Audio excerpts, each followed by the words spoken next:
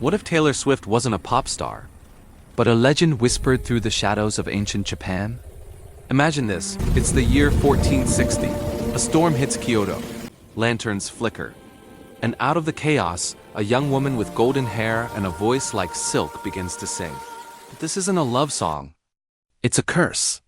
They call her Lady Teoru, the silken serpent. Her songs don't just capture hearts, they control them. Samurai have vanished after hearing her melody once. Noblemen abandon their clans just to hear her voice again. And every time she sings, cherry blossoms turn black. No one knows where she came from. Some say she was sent by the gods. Others whisper, she is one. A goddess of obsession, punished to live among mortals, forever craving the love she can never keep.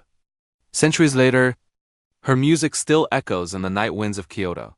And if you listen closely, they say you can still hear her voice, calling for someone who never returned. What if Taylor Swift's reincarnation wasn't a pop star, but the return of Lady Teoru herself? The first recorded mention of Lady Teoru is not a birth record. It is an incident report. The year is 1457, a small village outside the capital. She arrived with a storm. No family, no clan, no name.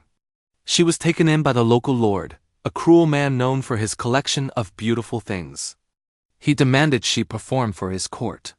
She sang one song, a song of a teardrop on her biwa, of feeling like an outsider on the outside. The court laughed. The lord dismissed her. The next morning, the lord was gone. His chambers were empty. The only thing left was a single black cherry blossom on his pillow. This was the first disappearance. It would not be the last. She had learned a valuable lesson. But was the power always a curse? The heartbreak origin. Historians, or rather mystics, say she fell in love. A young ronin. A nameless warrior. A love story that was forbidden. They met in secret. By the willow tree. But he was discovered. He was captured. He was executed at dawn.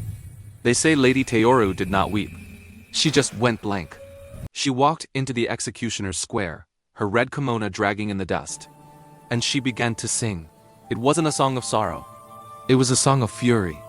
The men who killed him, one by one, they drew their own swords. They knelt as if in a trance.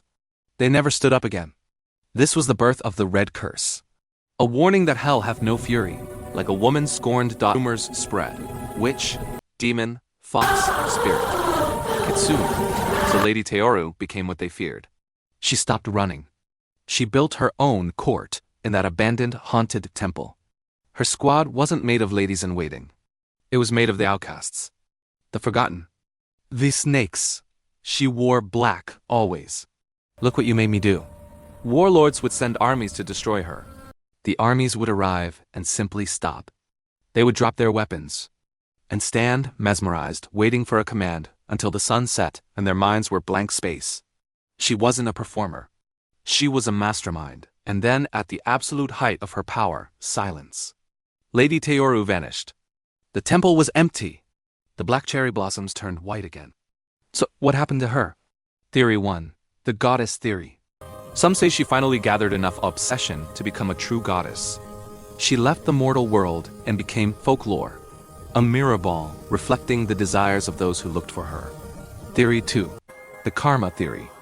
Others say her power consumed her, that the curse finally turned inward, that she is still trapped in that temple, in an invisible string of time, singing only for the ghosts of the men she captured. But the most dangerous theory, Theory 3, that she grew tired of the game, that she began a great war with her own destiny to break the cycle, to be forgotten, to be reborn, to start again 600 years later. The legend of Lady Teoru is just a ghost story. Until a new voice, a new era. What if the stadiums are just a new kind of temple? What if the Eras tour isn't a new concept but a memory? What if the Eras themselves are not reinventions but her past lives resurfacing? What if the Swifties are not just fans but the new squad, bound by the same ancient obsession? The way entire armies of people will drop everything for her command. What if it's all happened before? The silken serpent has returned. And this time she has the whole world under her spell. History doesn't repeat, it resurrects. The stage lights are her altar, the crowd her believers. Comment your theory below. Are we worshipping music or something much older?